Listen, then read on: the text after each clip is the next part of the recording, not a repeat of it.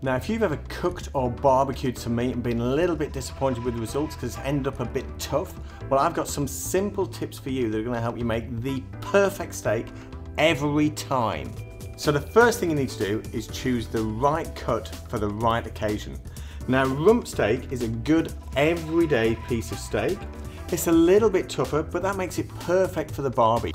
So the next one is sirloin. Now this costs a little bit more, but it is worth it. It's got a great flavour and it's a great step up from rump. Now the next cut along on the premium steaks is my personal favourite, and it's the Scotch fillet or ribeye. Now any meat that sits next to the bone is really, really tasty. And then the second reason, it's got this beautiful fat marbling, and that melts as you cook it and gives it this real double intensity of flavour. So this really is a premium piece of steak.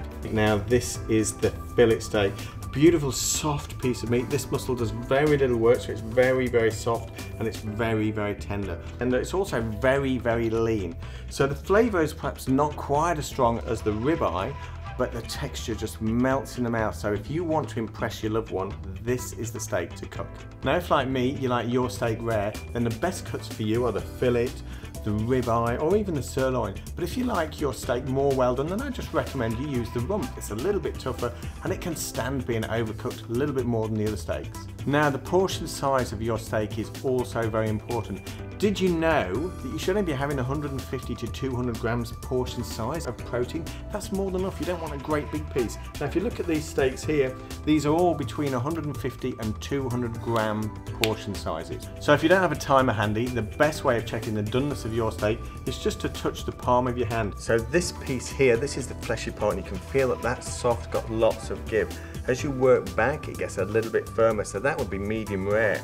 That's medium well, and that's really firm, that's well done. Now with a typical 200 gram piece of meat that you want to cook rare, that's going to take you 6 minutes. If you like it medium rare, add another 30 seconds either side. To go to medium, another 30 seconds, and so on until you get to well done. Now you might have heard people say that you need to get meat out of the fridge an hour before I want to use it. So what happens then is that meat is really, really soft and relaxed, as you can see here. So you know that that's going to just cook beautifully. You take a piece of meat straight out of the fridge and cook it, and it's contracted and it's really tight like this. All those fibres are locked together. So clearly when you cook that, those fibres stay like that and you end up with a far tougher piece of meat. Now there's a lot of myths and uncertainty over when to season a steak. The time to put it on the steak is just when you pop it in the pan. That way you're getting a beautiful marriage of the flavours of the seasoning and the salt and pepper into the steak. And one of the important things to do is not over season. 1 gram, that's perfect for 200 grams of steak. Now my only tip for pepper is use freshly cracked. It smells great. Throw it on the steak just before going in the pan. So the first thing we have to do is get our pan really hot. You'll see that I'm using a griddle pan. That's got the nice lines on it. 2 reasons I'm using that pan. 1, we get a beautiful crisscross pattern on the steak, and 2, all the fat drains away from the steak. Okay, my pan's hot. I'm going to give that a quick spray with oil. Now let that heat and it's ready for the steak to go straight in. Now I like my steak rare, so I'm going to cook it for 6 minutes only. So pop it in the pan.